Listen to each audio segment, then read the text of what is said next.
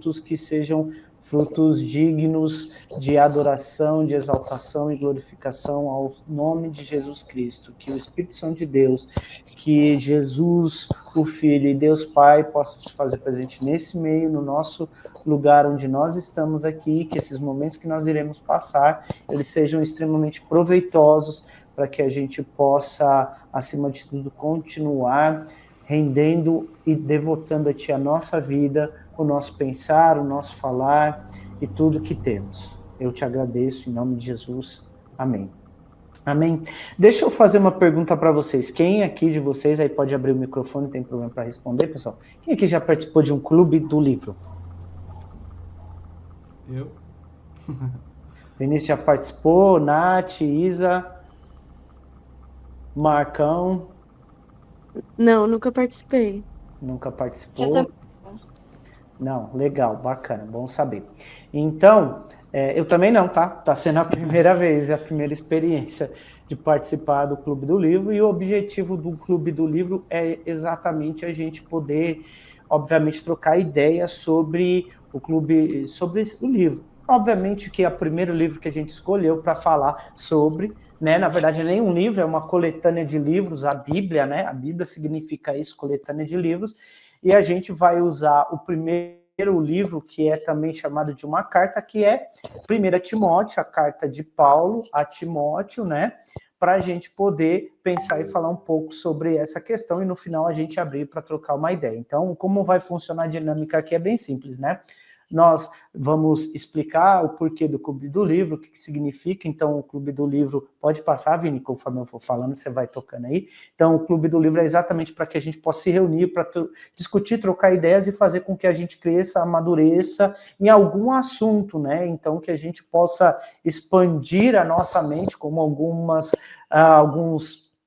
inclusive médicos falam e pessoas falam que a nossa mente ela é expansiva, então a gente pode expandir a nossa mente também com o livro, principalmente com a palavra de Deus, e a gente mergulhar, na verdade, no que é esse grande, digamos, conhecimento acerca da palavra de Deus. Eu costumo dizer que a gente só torna o estudo da palavra de Deus quando a gente compreende o quão profundo é esse ensinamento. E é sobre isso que a gente vai falar através de 1 Timóteo. Então, nossa dinâmica vai funcionar assim.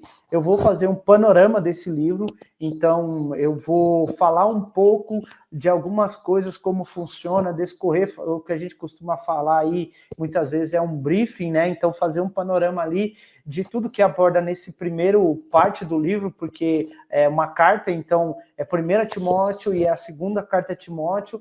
Então, na primeira carta que a gente vai fazer hoje, eu vou falar um pouco de como é, o que tem, quais são um overview ali, um brief mesmo, falar de tudo o que é essa carta, o que ele quer dizer por capítulos e algumas etapas.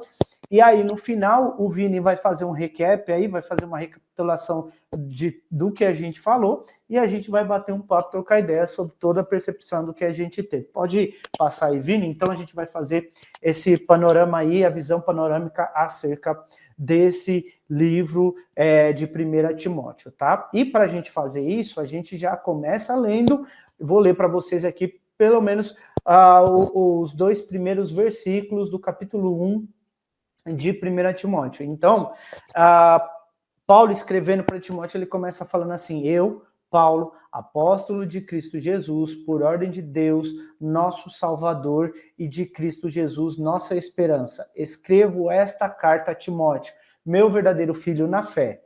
Que Deus, o Pai e Cristo Jesus, nosso Senhor, lhe deem graça, misericórdia e paz.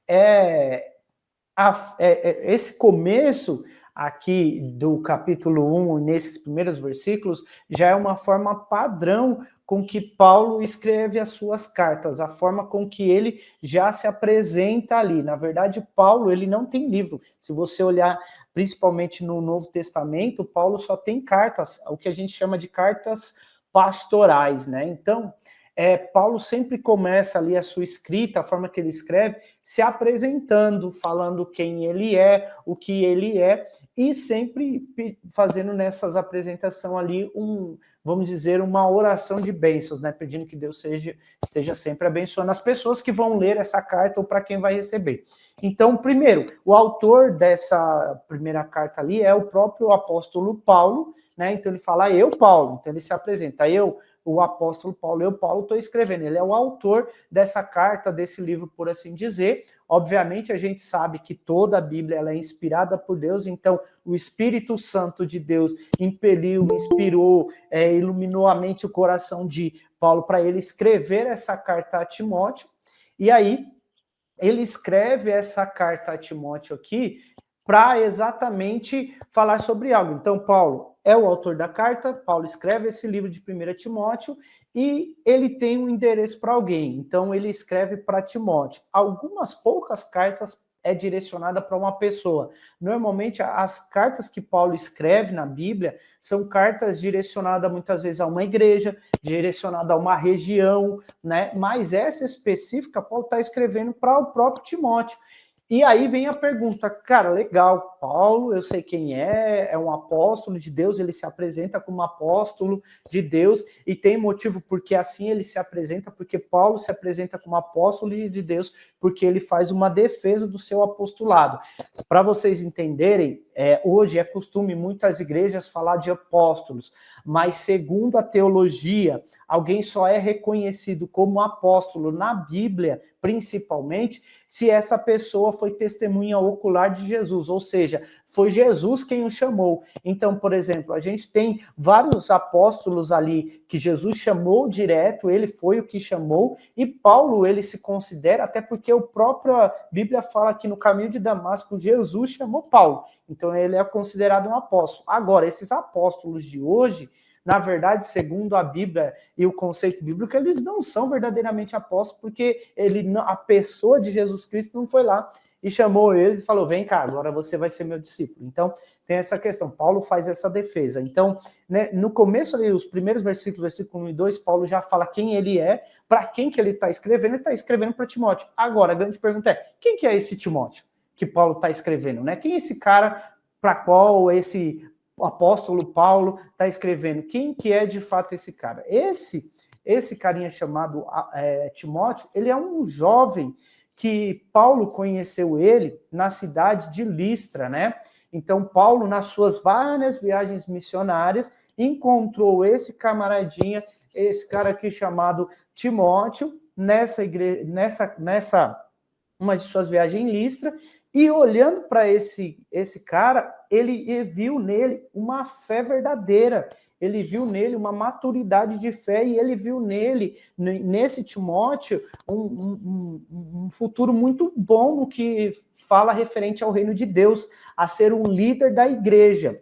Então, esse jovem, ele é um jovem que Paulo conhece em uma das suas viagens e adota ele, né? Tanto é que Paulo considera ele, já no versículo ali 1 e 2, vai falar, olha, meu filho na fé, ou seja, Paulo adota ele, Paulo se considera um pai na fé para esse jovem. E esse jovem, ele na verdade era um jovem que ele tinha dupla cidadania, e ele tinha dupla cidadania por uma questão, por causa de seu pai e de sua mãe, entendeu? Então a mãe de Paulo, de Timóteo, ela é judia, nasceu, né, uma judia, e o pai de Timóteo, ele é grego, então esse Timóteo, ele tem dupla cidadania ali, ele era tanto judeu quanto grego, e aí, só que ele seguiu digamos assim, a fé da sua mãe e da sua avó, né? Então, por quê? Porque, inclusive, na época, na cultura, quem ensinavam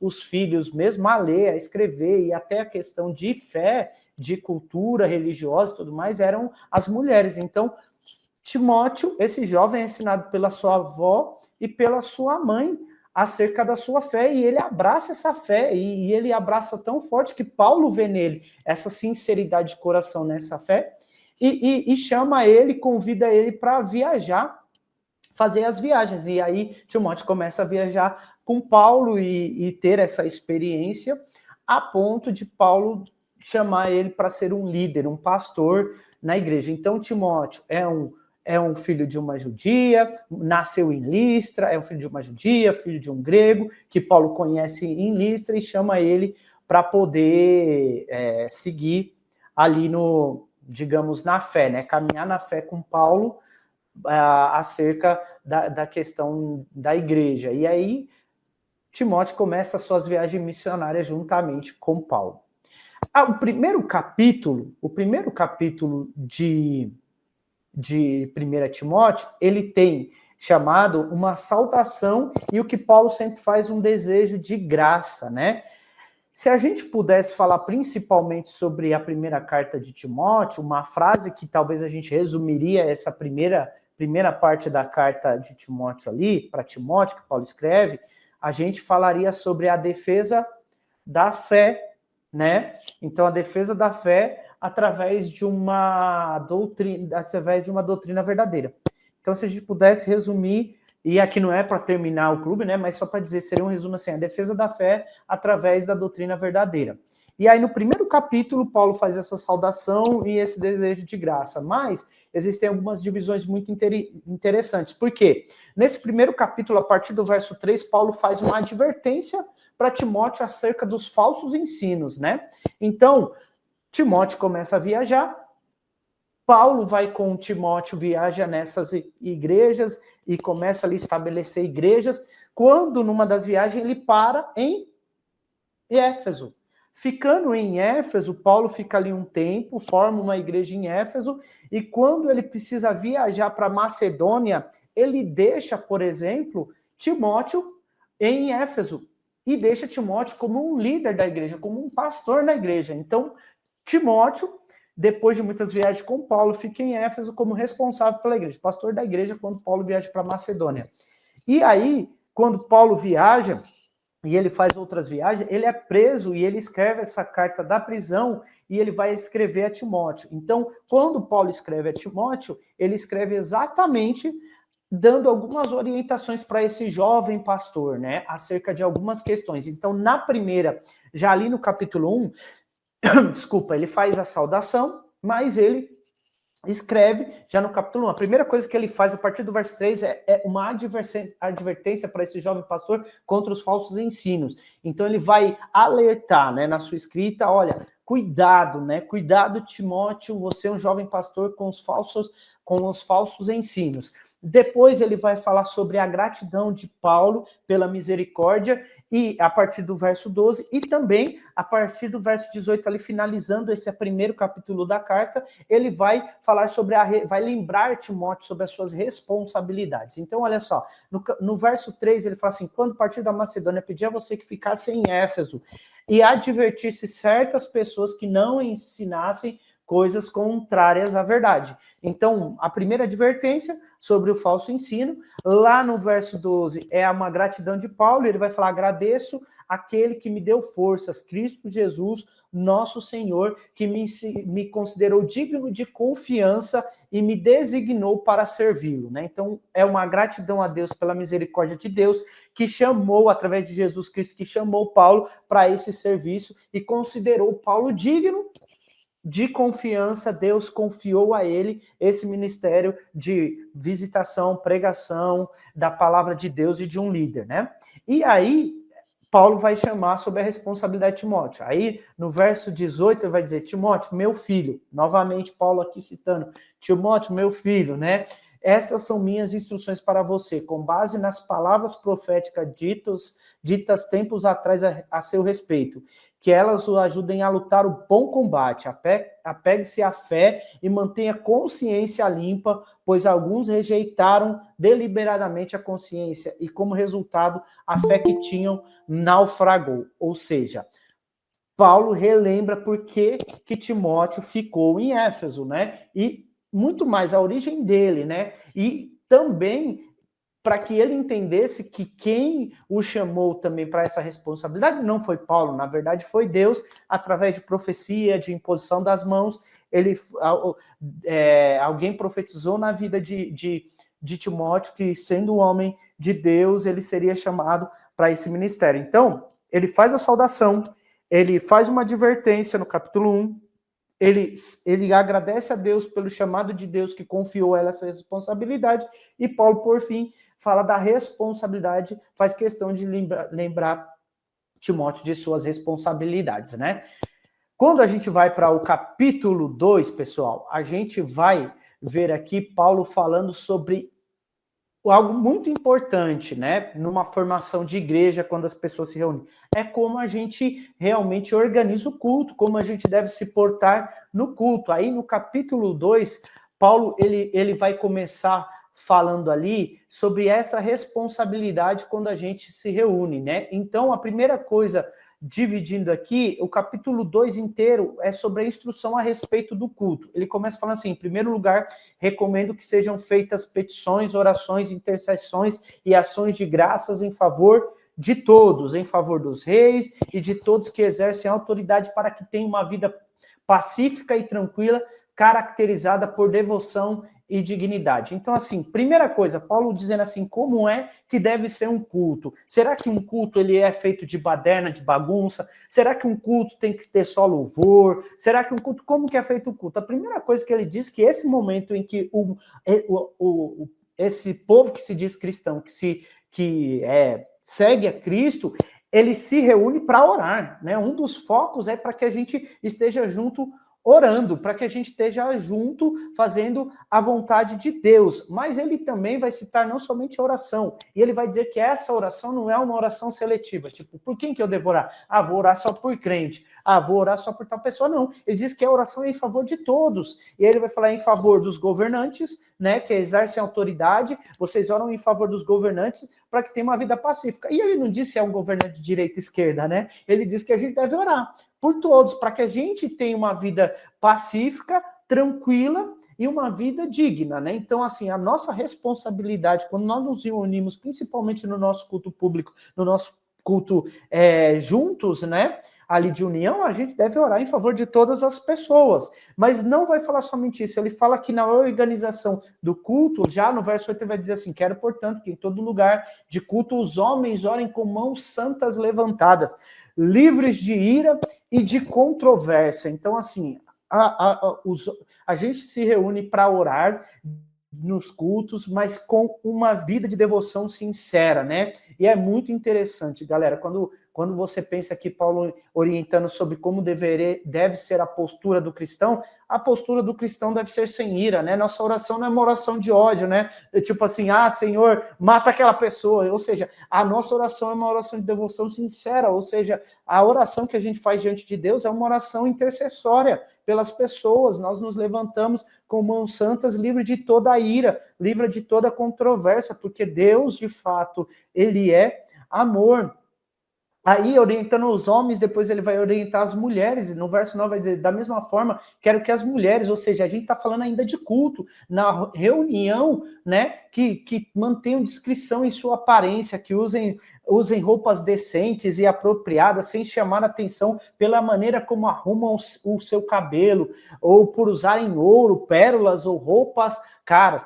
O que Paulo está dizendo aqui, gente? Que, na verdade, a vida nossa de cristão, seja de homem, de mulheres, mas de todos, deve ser uma vida santa. E quando nós nos reunimos, se a gente pudesse resumir aqui essa frase de Paulo, é dizer assim, a igreja não é um lugar de desfile de moda, né? Você não vai lá para se aparecer, por isso que ele fala sobre a discrição, né? Então, assim, discrição não é para que você se apareça, não é para que você chame atenção para você no culto.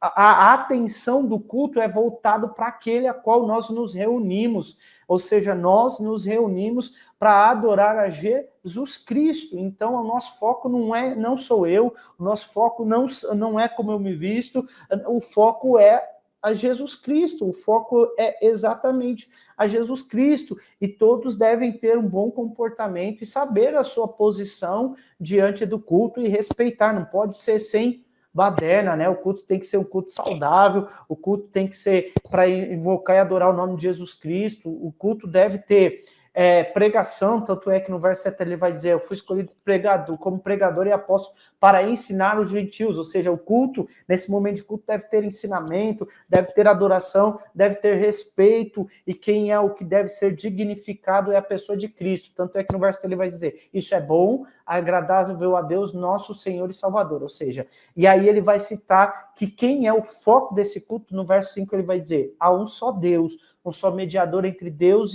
e a humanidade, o homem Cristo Jesus. Ele deu sua vida para comprar a liberdade de todos. O foco nosso é adorar no nosso culto a pessoa de Jesus Cristo. Então, primeiro, o culto deve ser de muita oração, o culto deve ser com foco na pessoa de Jesus Cristo, não é em mim, não é como eu me visto.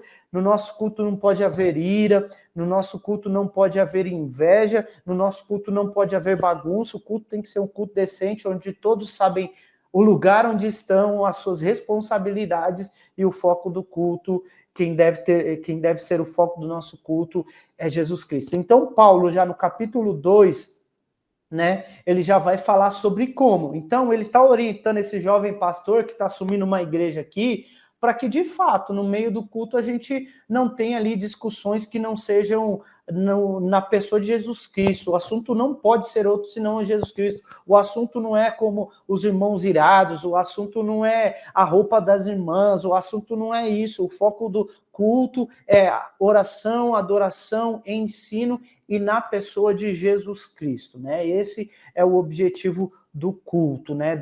Quando nós nos reunimos, quando nós nos encontramos num culto público, esse é o foco. Já partindo para o capítulo 3, Paulo vai agora, saindo então de como deve ser um culto, olha, dizer assim, Timóteo, como que se organiza um culto? Você, como pastor, como deve pensar na organização do culto? É assim que ele segue, né? Um culto com muita ordem, com boa conduta, com decência.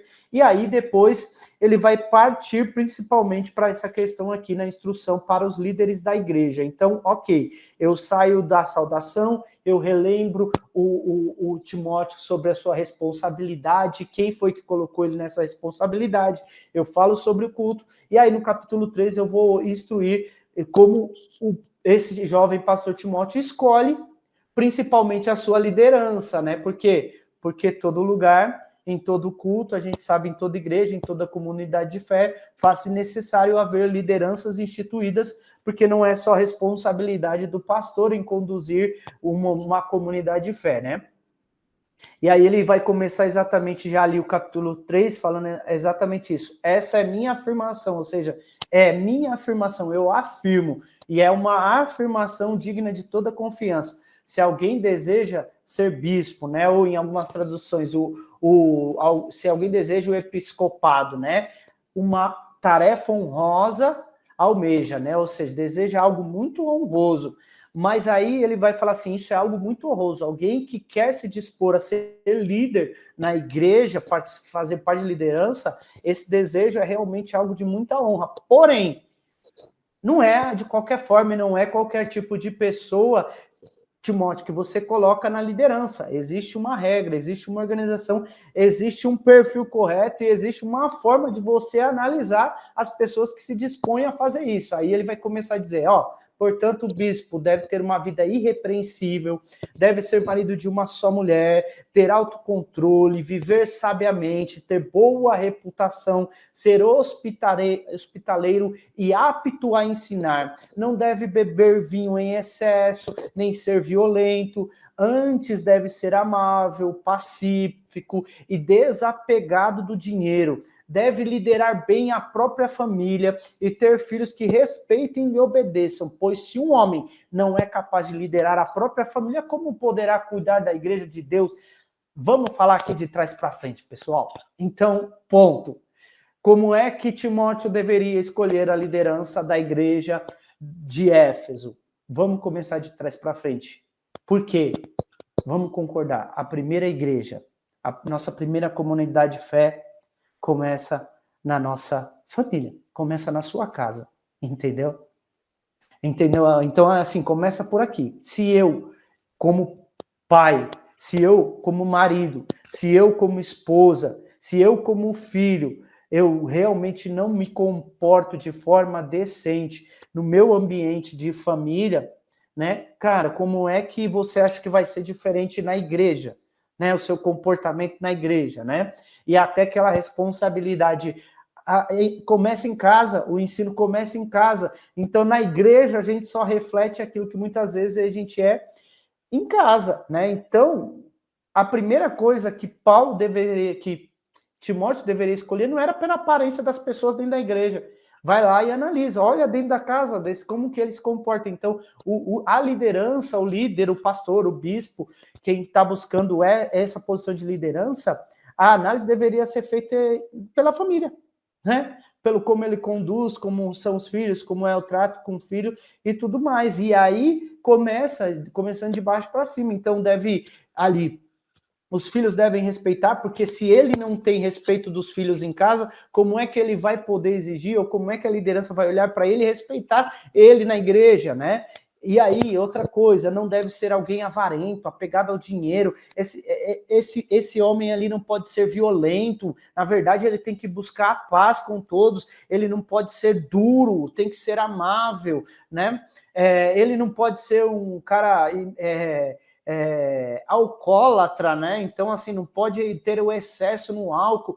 Ele deve ser alguém que esteja apto a ensinar. Isso aqui é uma posição, assim, para a liderança, né? Como é que eu posso querer me considerar alguém líder na igreja de Cristo se eu não consigo ensinar as pessoas, orientar acerca da doutrina correta? Então, ele faz esse caminho e traz uma lista de características ali para que realmente Timóteo, esse novo pastor, pudesse olhar isso e realmente fazer uma análise para quem ele colocaria. Porque, assim, a gente está colocando, quando a gente escolhe uma liderança na igreja, um pastor na igreja, a gente está colocando a nossa família nas mãos de alguém que vai fazer orientações quanto à nossa fé. Então, era super importante ter critérios, ser criterioso quanto a esse ensino. Isso é bom para a gente, pessoal. Lá no dia a dia, que talvez você está envolvido numa liderança, quando você vai sentar ali na cadeira para escolher os líderes dos ministérios, né? Então, qual que é o critério que a igreja deve usar? Abre lá com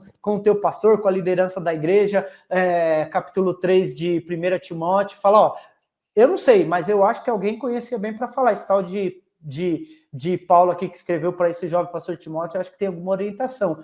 Comece por aí, comece pela Bíblia e você vai ver que isso realmente é algo de Deus para escolher da liderança, né? Mas não só, por exemplo, a liderança masculina. Paulo também vai falar não só sobre pastores, mas vai falar também sobre diáconos. Então, ele vai falar, os diáconos devem ser respeitáveis e ter integridade.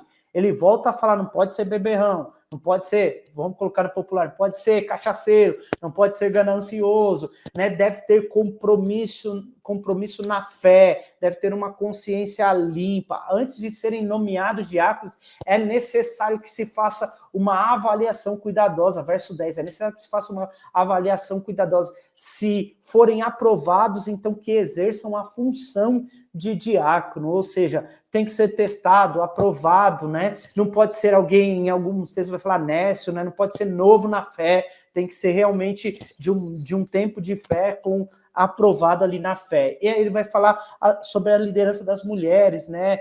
De igual modo, as mulheres devem ser respeitáveis e não caluniar ninguém, ou seja, mentiras, né? Agir com mentira, deve ter autocontrole e ser fiéis em tudo o que fazem, né? E aí ele dá essa, digamos, característica ali, bem parecida, tanto para diácono, diaconisa, para liderança masculina e feminina.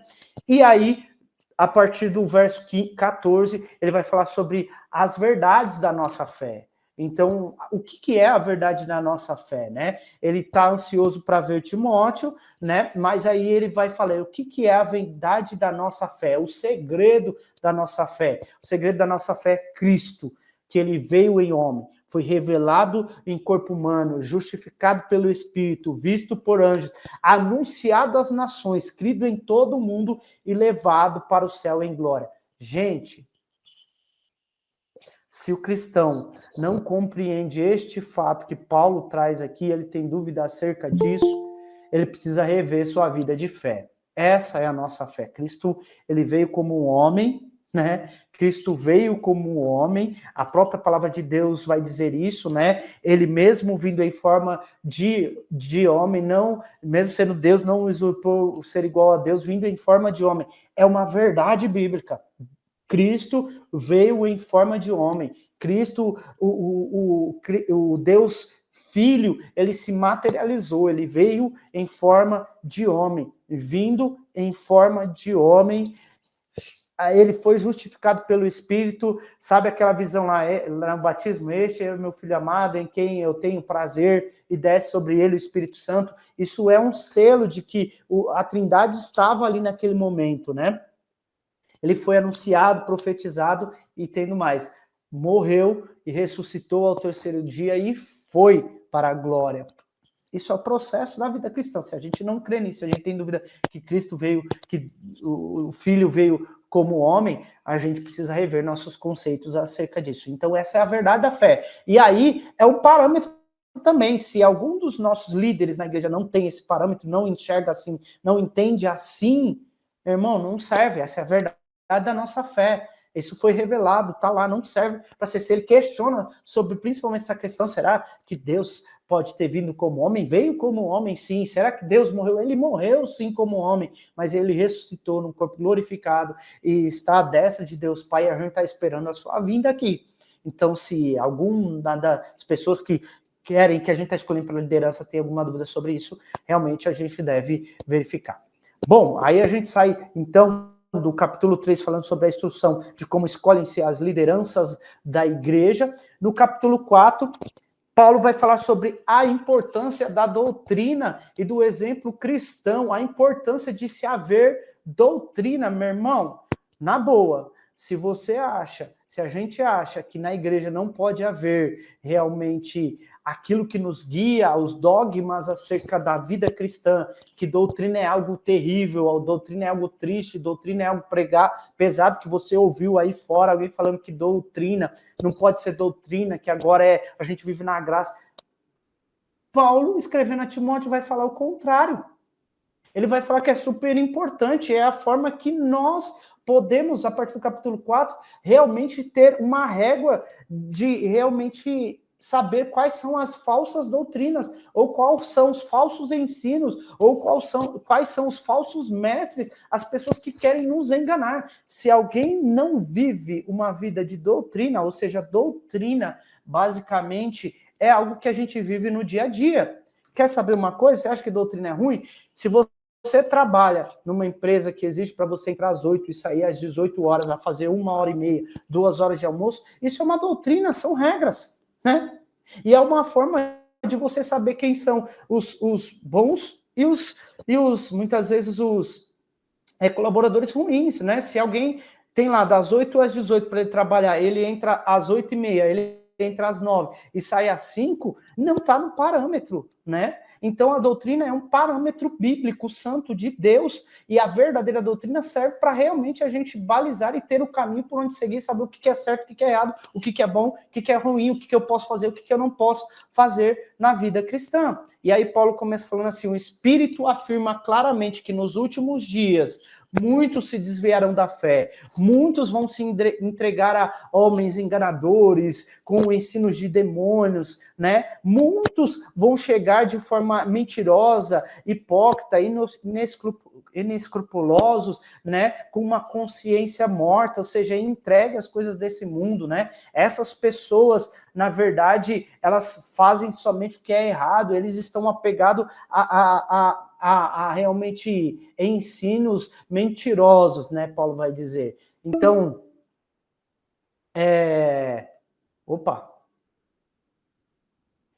então, o que Paulo está falando aqui, eu ouvi um sinal, pessoal, desculpa, o que Paulo está falando aqui, que para que a gente possa, de fato, reconhecer o que é certo, o que é errado, a boa doutrina, o que é certo, ensinos corretos, a gente precisa da doutrina. E aí ele começa a falar a partir do verso 6, né? Se você explicar estas coisas aos irmãos, será um bom servo de Cristo Jesus, nutrido pela mensagem da fé e pelo bom ensino que tem seguido. Não perca tempo com discutindo mitos profanos, crendices absurdas. Ou seja, aqui é uma coisa muito que eu concordo com Paulo. Se tem uma coisa que eu não gosto é de perder tempo discutindo com coisas que não vai ninguém à salvação, né? Então, assim, não leva ninguém à salvação, não leva ninguém à pessoa de Cristo, irmãos. Então, a gente pode tirar isso da nossa frente das discussões. É isso que Paulo está dizendo. Não se apegue, tem discussões que você não deve se apegar, mas seja...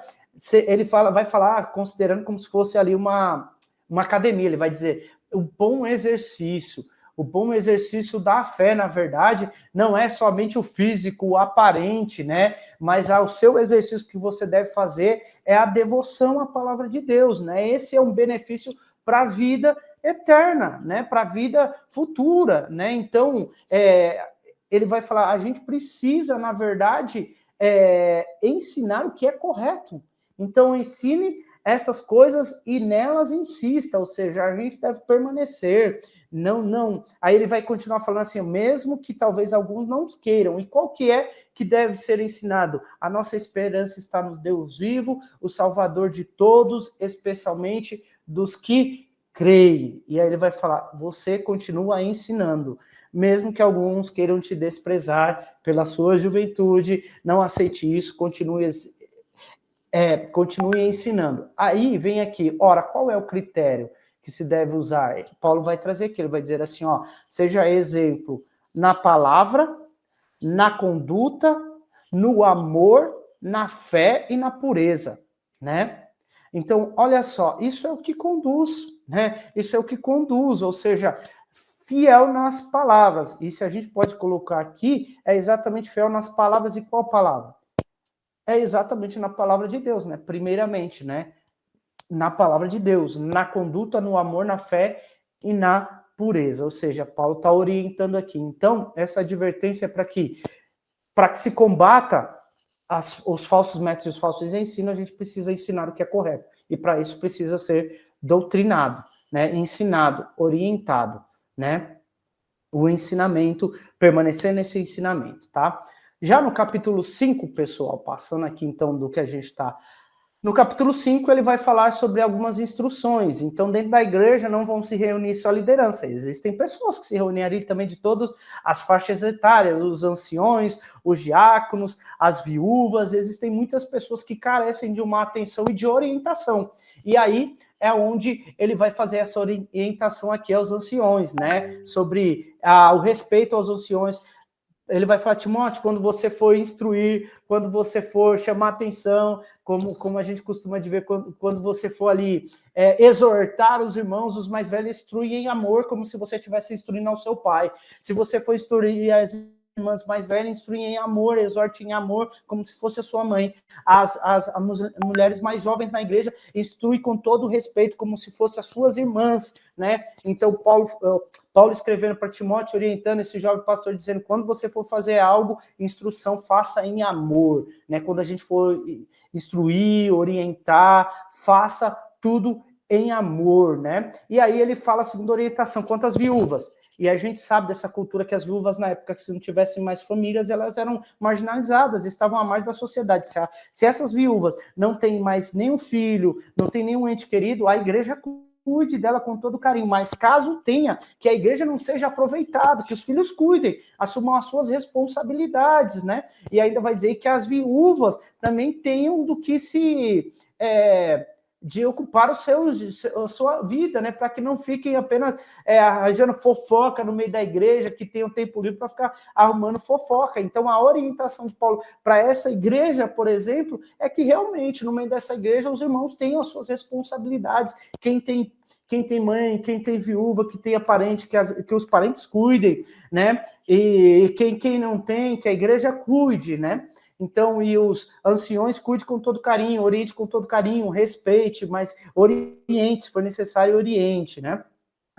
Ele vai falar sobre isso na organização da igreja, falando das viúvas, e aí falando dos diáconos, né? E falando também, inclusive, sobre se caso alguém for acusar alguma das lideranças, não faça de forma errada, mas chame 2 ou 3 testemunhas e vai lá e confirme se de fato isso está ocorrendo. Então, existe uma organização da igreja, que o que deveria ser aconselhado para essa igreja, para esse pastor organizando a igreja, que tudo o que fosse feito deveria ser feito com muita ordem, com muito amor, com muito carinho, com muita honra, né, para que de fato a igreja avançasse, né? Isso é o capítulo 5. Já no capítulo 6, a instrução aqui é interessante, porque é uma instrução no capítulo 6 que Paulo está dando aqui, em cima de, digamos, poder aquisitivo, né? Então, nessa igreja vão se reunir homens ricos, os escravos, né? Ou seja, eram os patrões, os funcionários pessoas de todo o tipo de classe social. Então, Paulo está orientando a esse jovem pastor aqui, Timóteo, de como ele deveria realmente instruir esses homens e mulheres ali. E aí ele vai dizer, aos escravos devem ter todo o respeito por seus senhores. Por quê? Porque o escravo poderia achar que porque está ali no lugar livre, né, dentro da igreja, que ele também não deveria respeitar, né, mesmo dentro da igreja, né?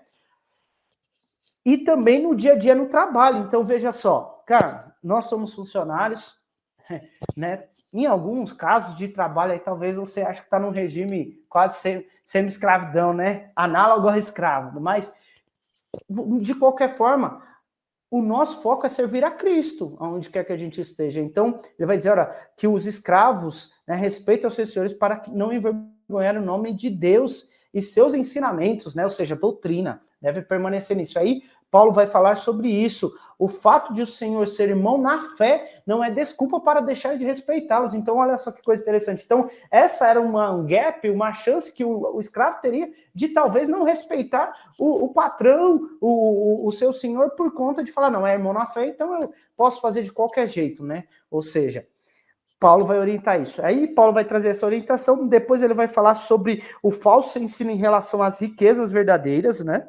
Então, ele vai falar sobre aqueles que querem permanecer, querem ficar ricos, né? Então, cuidado, Paulo vai dizer, cuidado, porque há muitas armadilhas na tentação de ter dinheiro, né? Que muitos desejos levam à ruína e à destruição. E por amor ao dinheiro, que é a raiz de todo mal, muitos se desviaram da fé, né? Por causa do dinheiro. Então, não que o dinheiro seja mal, né? Mas o amor ao dinheiro, né? O amor torna a pessoa arrogante, o amor torna a pessoa achando que é autossuficiente, e aí você deixa de seguir ao verdadeiro ensino, você deixa de ter uma devoção a Deus, porque você acha que você é autossuficiente, você não precisa de mais nada, né?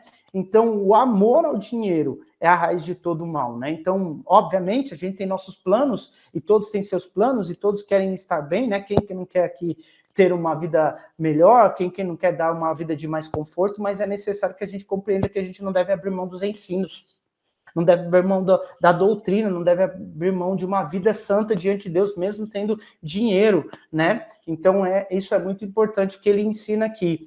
E aí depois, no capítulo 6, finalizando ali, ele vai dar algumas últimas instruções finais, né?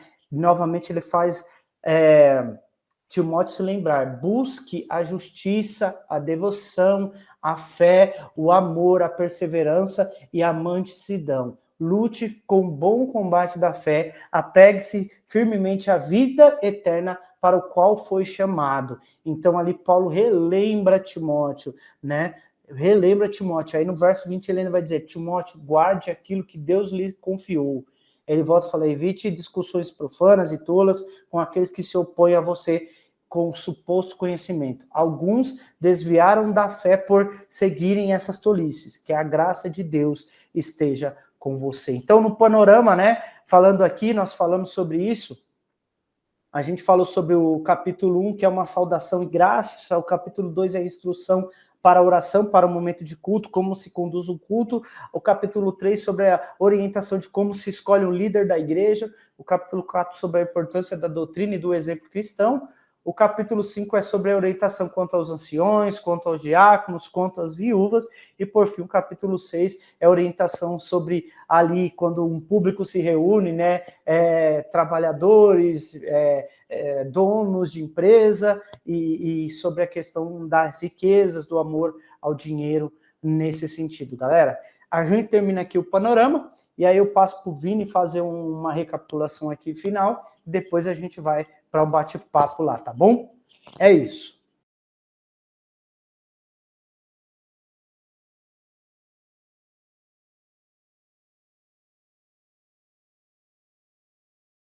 Timóteo, ele é um jovem, ele é uma pessoa que está aprendendo tudo ali, está tentando fazer o melhor exercício como líder. Então, não teria como a gente realmente começar esse clube do livro se não fosse por Timóteo. E aí a gente vai realmente relembrando quem é o autor. É o próprio Paulo. A gente vai ver que a data realmente varia entre 64 e 65 depois de Cristo. E claramente o destinatário, eu acho que o próprio nome da carta já vai dizer, que é Timóteo, certo? Então, quando a gente pensa exatamente nos propósitos que Paulo escreve, a gente pode listar três, resumidamente, que vai ser exatamente combater os falsos ensinamentos. Ele vai também falar sobre a cuidar da organização da igreja, de como que vai ser feito as coisas, de como que vai ser feitos a escolha dos líderes, como que deve ser feito o acolhimento de todo mundo da família na fé. E claramente, por último, ele vai falar, cara, seja firme na doutrina e no comportamento cristão. Então, Paulo realmente vem para falar isso aqui para eles. E aí, quando a gente pensa no nosso momento de reflexão, para a gente recapitular, a gente vai ver no capítulo 1 as advertências que Paulo dá, a fala sobre gratidão, lembrando de por que ele está fazendo isso e como e para quem que está fazendo, e sobre a responsabilidade que ele tem como líder. E a gente vai ver também no capítulo 2 algumas instruções sobre o próprio culto, sobre a oração, sobre a pregação, sobre o ensino, sobre como deve ser feita essa organização. E aí, para a gente refletir no capítulo 3, a gente vê uma coisa muito interessante. E para a gente fazer um exercício muito prático aqui, eu queria que você escolhesse três de cada coluna. Qualquer coisa, tira o print e faz uma análise depois. Mas escolha três de cada coluna. E depois a gente vai ver que Paulo, ele vai falar que um líder, ele precisa ter todos esse daí, não apenas três. Então, a gente vai ver que a ideia é realmente ser um exemplo na fé, que é exatamente o que ele vai falar no capítulo 4, que a gente precisa ter um manual de vida ali, sendo exemplo na palavra, sendo exemplo no procedimento, no amor, na fé e na pureza. Então, para a gente finalizar e recapitular, o capítulo 5 ele vai falar alguns conselhos sobre como deve funcionar as coisas. E no capítulo 6 ele vai terminar falando, cara, tenha cuidado, tenha atenção. E claramente, vive intensamente, mas vive intensamente o evangelho. Então, assim, pra gente refletir e finalizar, deixe nos comentários aqui do lado, realmente no chat aqui, caso você queira, qual foi seu versículo favorito, qual o versículo mais te marcou. Qual área você se identificou com Timóteo, né? Então a gente vai ver que dentre várias áreas, qual você se identificou com Timóteo. E por último, uma coisa que a gente pode refletir é com o que a gente pode aprender exatamente com as palavras de Paulo, certo? E aí, para a gente finalizar, acho que a gente pode fazer uma autoavaliação. Tire um print, faça uma autoavaliação, faça uma lista aí e veja como que vai ser a sua reputação diante das palavras de Paulo, tanto nesses 8 tópicos aí. O versículo mais gostou? Você tem alguma área na sua vida que você se identificou com Timóteo? Já parou para pensar em como podemos aprender com as palavras de Paulo, a orientação de Paulo aqui a Timóteo? Eu gostaria que quem quiser comentar alguma coisa ou dar sua opinião, até falar sobre se gostou, como que achou aí o Clube do Livro, essa primeira edição, fica à vontade.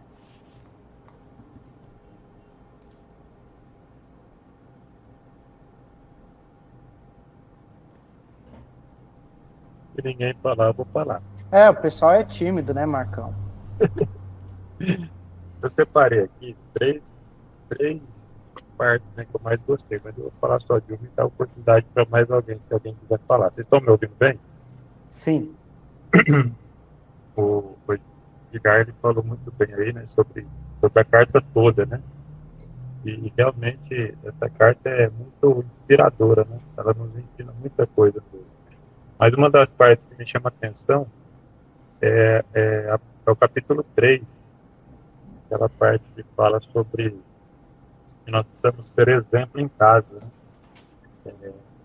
Capítulo 3, verso 5. O verdadeiro líder, ele dá o exemplo em casa, começa em casa. Tanto marido, mulher, filhos, né, na obediência.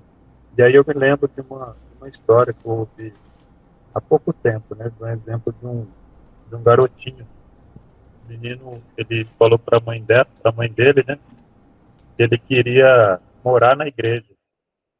E aí a mãe dele, sem entender, ela falou assim, por que, filho, você quer morar na igreja? Ah, mãe, porque lá o meu pai é legal, né? Meu pai, ele brinca comigo, ele conversa com as pessoas, ele sorri. Lá ele é muito mais legal do que em casa, né? E aí a gente trazendo para nós, né? A gente precisa ser verdadeiro, né? Um cristão verdadeiro, um líder verdadeiro, um líder que é cheio do Espírito Santo, né? Tanto em casa quanto na igreja. E assim Deus vai nos usar muito, né? Isso é uma das partes que me chama a atenção dessa carta. É como dizem, né, Marcão? O seu primeiro ministério começa em casa, né? Esse é o Exatamente. seu primeiro ministério.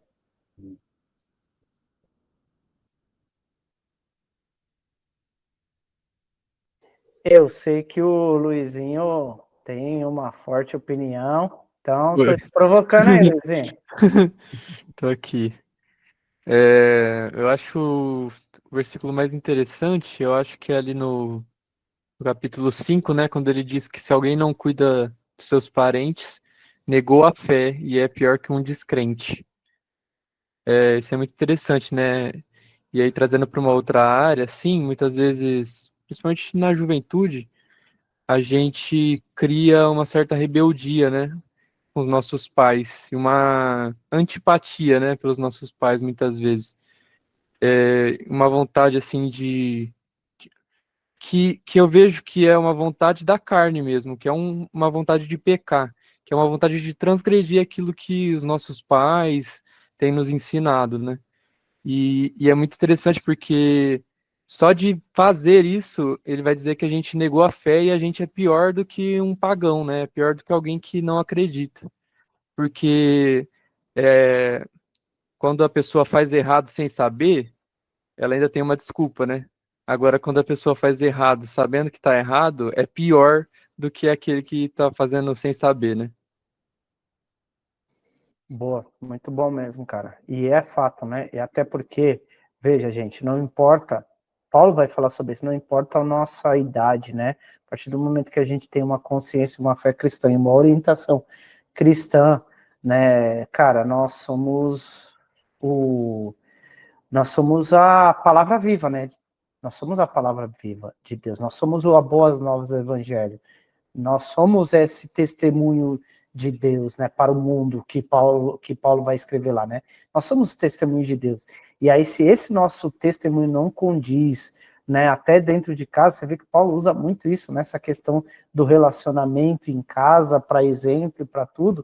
Se nem assim, cara, realmente a gente está envergonhando tanto a Deus que até é considerado algo pior. Então, essa questão da casa, do ministério familiar, né, da importância disso, o evangelho ser vivo na família, principalmente, é algo profundo mesmo. E aí, Derek, Isa, Nath?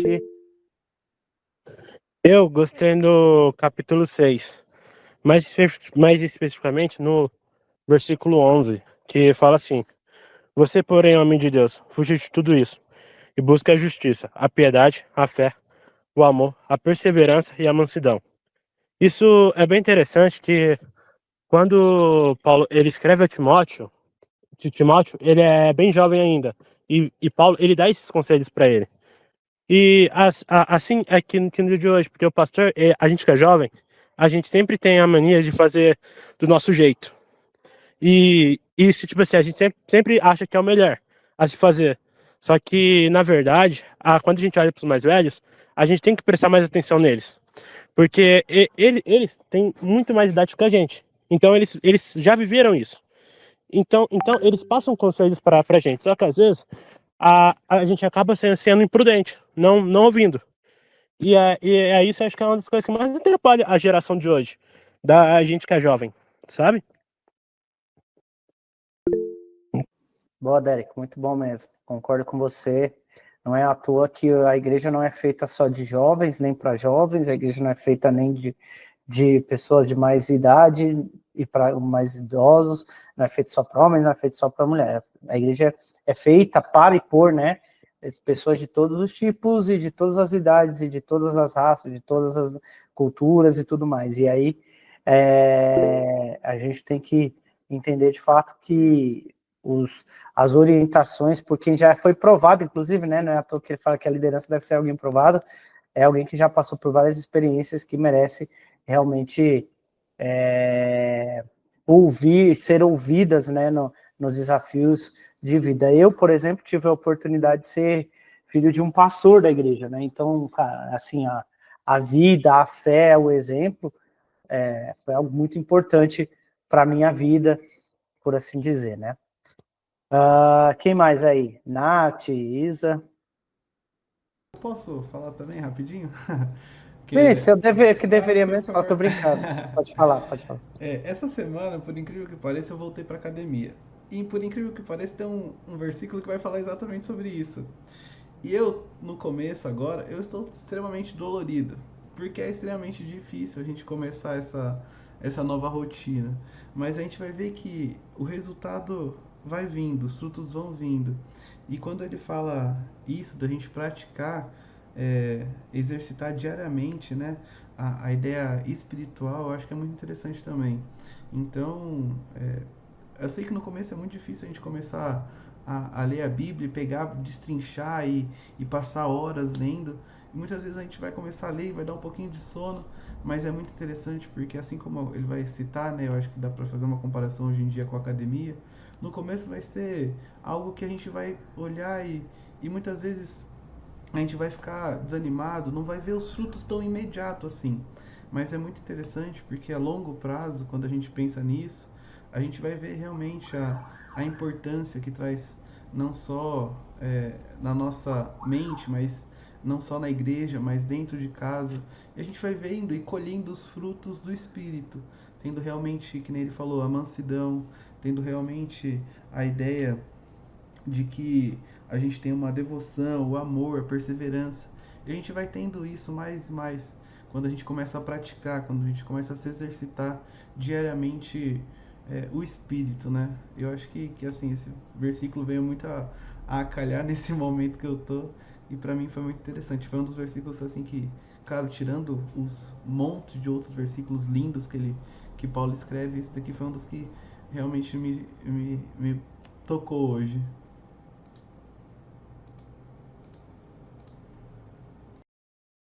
Boa.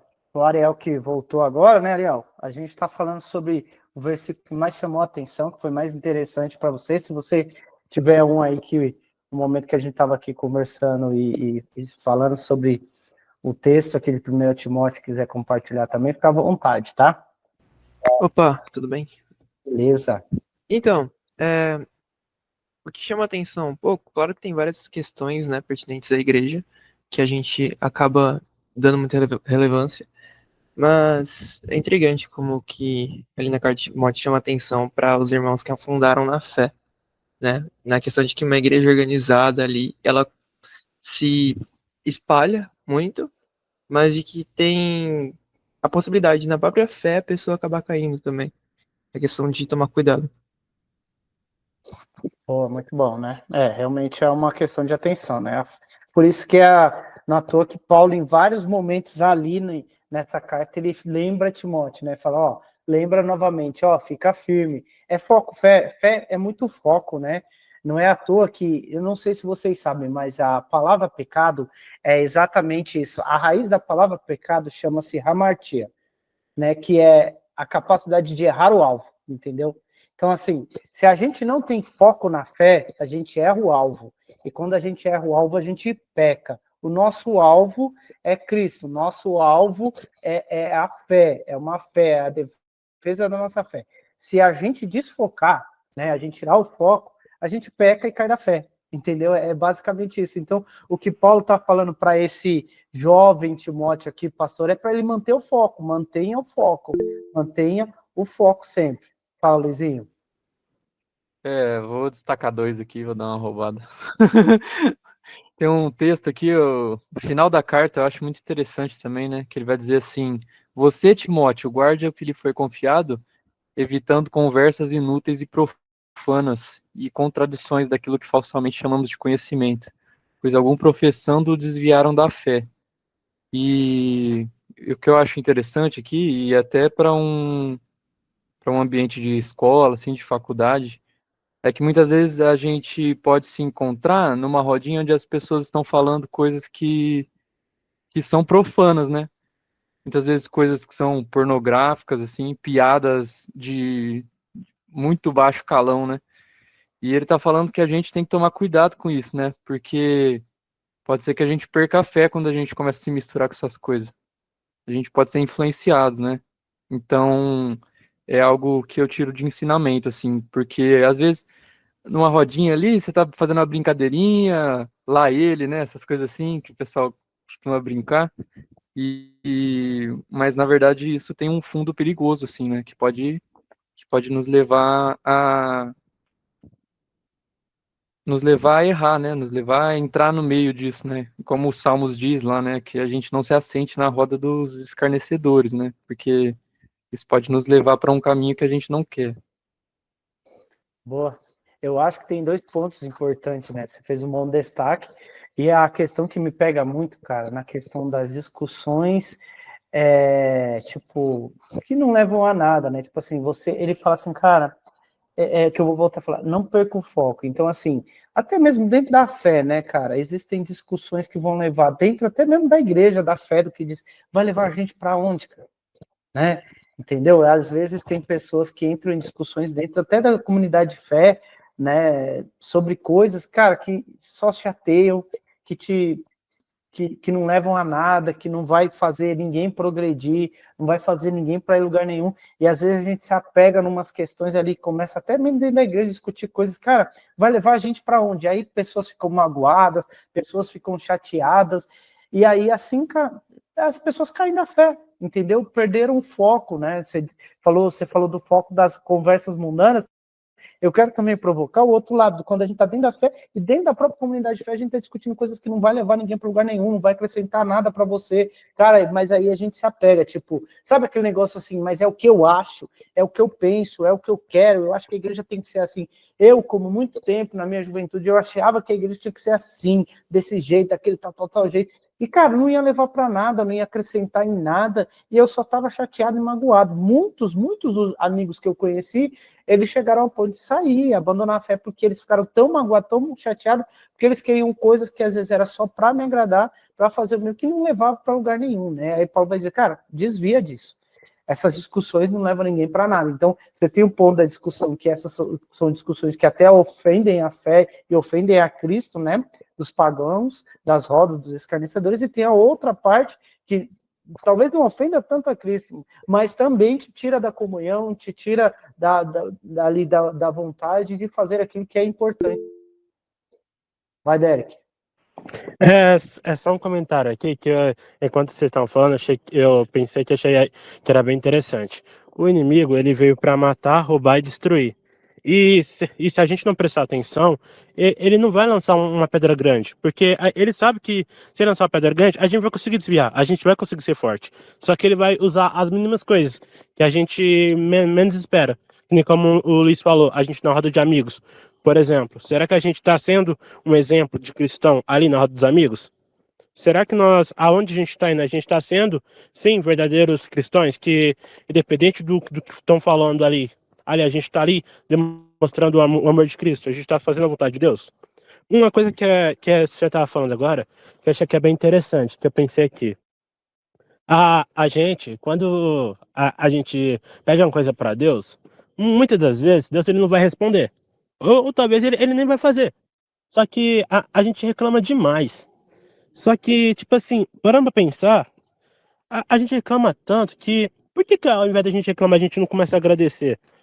Porque Deus, ele não fazendo sua vontade, ele talvez esteja te livrando de algo muito maior lá na frente. E você não consegue ver.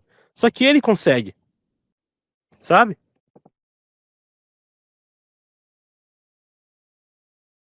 Boa, Derek. Mais alguém, pessoal? Mais alguma contribuição aí dentro desse momento de leitura aqui? Vou falar mais um pouquinho, então, já que você está insistindo. Dentro disso aí que você falou, Edgar, essas discussões, né, às vezes que não leva a nada dentro da igreja, o Luiz também falou muito, o Derek agora também, isso tudo tem a ver com orgulho, né, orgulho próprio, né, Paulo ele frisa bem isso, né? Que muitos, por causa do orgulho, eles entram nessas discussões tolas, né? Tem inveja, né? E fica com essas coisas pequenas que não levam a nada, né? E aquele pensamento altruísta, que é o que Jesus ensinou, sai de lado, né? O que o verdadeiro evangelho quer nos ensinar, o pessoal esquece, né? Por causa do orgulho próprio. Então, são duas coisas que eu friso aí, está no capítulo 4, sobre o orgulho, né? Não, capítulo 4 não, está no capítulo 6, isso. E o próprio provérbio o livro de Provérbios já falava sobre isso, né? O orgulho ele precede a queda, né? A soberba precede a queda, né? Então, isso aí vai devagarzinho destruindo e a gente vai perdendo o foco, como você falou, né? Se a gente pensar só em nós mesmos, achar que a gente tem que ter a nossa opinião acima das outras, né? Acima dos outros, a gente uma hora vai cair e vai perder a fé, não tem jeito. Outra coisa é o dinheiro, né? O jovem gosta de dinheiro, né? O jovem gosta de ter as coisas, né? Ter bens, né? Só que se a gente não tomar cuidado, o dinheiro ele faz a gente se desviar também da fé, né? Mas o dinheiro não é ruim, né? Paulo ele deixa bem claro que o que é ruim é o amor ao dinheiro. O amor demais ao dinheiro pode tomar conta do nosso coração e não ter espaço para o Espírito Santo atuar.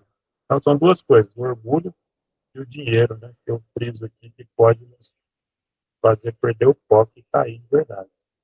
Boa, boa, Marcão. Galera, a gente está chegando ao fim aí, até ultrapassando um pouco do limite que a gente tinha mantido aqui de limite, né, e para esse momento do livro. O Vini vai, até que, não sei se estava planejado, Vini, mas vou falar, se puder compartilhar em PDF ali para a gente no grupo dos lideranças e até mesmo talvez nas redes sociais, PDF é esse primeiro momento. A gente está focando talvez 15 dias até um mês, cada mês fazer o Clube do Livro, então a gente vai ter o próximo Clube do Livro, ainda não está fechada a data aí, né, para a gente fazer, falando sobre a segunda carta de Timóteo. Então a gente fez a primeira carta de Timóteo, falando sobre o que é, quem que é o autor, qual o objetivo. O Vini vai compartilhar isso e aí a gente volta a fazer a segunda edição do Clube do Livro aí, falando sobre a segunda carta de Timóteo ali. E, obviamente, pessoal, a gente não vai ficar só nos livros mesmo da Bíblia, a gente também vai propor aí no futuros, né, livros mesmo de bons autores cristãos, para a gente poder trocar ideia, compartilhar as nossas informações também, e também nossas ideias, para que, de fato, a gente cresça na fé cristã. A gente amadureça, cresça e desenvolva o que Paulo pede aqui, esse bom caráter, né? Esse bom caráter cristão aqui, e como liderança a gente possa realmente amadurecer na fé. Obrigado por todos compartilharem, que estiveram até aqui conosco. Gabriel, que chegou agora um pouquinho também, Gabriel, chegou já no final, mas Deus abençoe sua vida aí. Valeu por participar, por entrar. O próximo a gente vai fazer aí, vai manter acho que 8 horas o meu horário, mas a gente vai organizar as datas aí e passa para vocês com antecedência, tá bom? Mas, para finalizar, pessoal, eu gostaria de orar pela sua vida. Então, nesse momento, eu gostaria de orar e pedir que Deus continue te usando poderosamente, que esse momento de compartilhar aqui as ideias possam ter chegado ao teu coração e que você possa ter saído desse momento aqui realmente ainda mais amadurecido na fé cristã e com um conhecimento, talvez não tão profundo, mas mais conhecimento acerca dessa carta de Paulo a Timóteo aqui, tá bom? Vamos orar.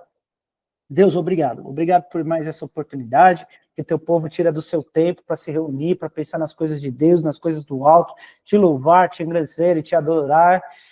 Obrigado, Senhor, porque teu Espírito Santo, porque Deus dos altos céus planejou esse dia para que a gente se reunisse mesmo distantes para pensar nas coisas do alto. Obrigado pela vida do pastor Timóteo, que recebeu essa carta. Obrigado pela vida do pastor Paulo, que escreveu essa carta. Obrigado pelo Espírito Santo de Deus, que revelou aos homens, que transcreveram, que publicaram essa maravilhosa carta para o nosso ensinamento. Pai, que o que a gente aprendeu aqui nessa noite, o que a gente ouviu, o que a gente discutiu, possa de fato ser algo profundo que venha fazer com que o nosso coração se mova nesta direção, Pai, que através dos ensinos da palavra de Deus, como homens e mulheres de Deus, na nossa liderança ou não, na nossa comunidade de fé, Pai, a gente possa praticar o verdadeiro evangelho de Cristo com devoção, com santidade, sempre lembrando, Senhor, da doutrina da fé cristã, sempre fazendo a defesa da doutrina da fé cristã,